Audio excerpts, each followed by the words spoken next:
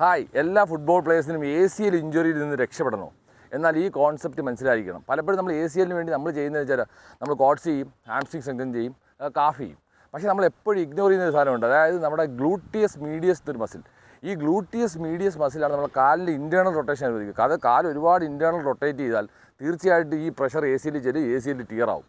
അപ്പോൾ നമ്മൾ ഈ ഗ്ലൂട്ടിയസ് മീഡിയസ് സ്ട്രെങ്തൻ ചെയ്താൽ ഇൻറ്റേർണൽ റൊട്ടേഷൻ ഒരുപാട് വരില്ല, ഈ ACLന് പ്രഷറും വരില്ല, ACL ഇഞ്ചുറി ആവത്തില്ല. അപ്പം ഈ ഫോഴ്സ് ഗ്ലൂട്ടിയസ് മീഡിയസ് എടുക്കും. അപ്പോൾ ഇത് നമ്മുടെ ആക്ടിവേഷൻ തന്നെ ചെയ്യാൻ പറ്റും. എൻ്റെ കൂടെ ജെഫിനാണ് ഈ എക്സസൈസ് ജസ്റ്റ് ഒന്ന് ഡെമോൺസ്ട്രേറ്റ് ചെയ്തത്. അതായത് നമ്മൾ ഈ ഗ്ലൂട്ടിയസ് മീഡിയസ് തന്നെ നമുക്ക് ആക്ടിവേഷനിലൂടെ ഈസി ആയിട്ട് സ്ട്രെങ്തൻ ചെയ്യാം. പലപ്പോഴും പ്ലേയേഴ്സ് ആമ്പിന് മുന്നായിട്ട് ചെയ്യാറുണ്ട്, പക്ഷേ എന്തിനാണെന്ന് മനസ്സിലാക്കാറില്ല. ഇത് നമ്മളെ internal rotation, over internal rotation തടയും, ACLൻ്റെ സ്ട്രെങ്ത് ചെയ്യും. പിന്നെ നമുക്ക് ആലോചിച്ചാൽ ജസ്റ്റ് സൈഡിലേക്കുള്ള സിമ്പിൾ എക്സസൈസ് ചെയ്യാം. ഇതെല്ലാം ചെയ്യുമ്പോൾ നമ്മൾ ഗ്ലൂട്ടിയസ് മീഡിയസ് ആക്റ്റീവ് ആണ്. അപ്പോൾ നിങ്ങൾ ആക്ടിവേഷൻ്റെ തീർച്ചയായിട്ടും ഈ മസിൽസ് സ്ട്രെങ്തൻ ചെയ്തില്ലെങ്കിൽ പ്ലേയേഴ്സ് ഇഞ്ചുറി ആവാനുള്ള ചാൻസ് ഉറപ്പാണ്.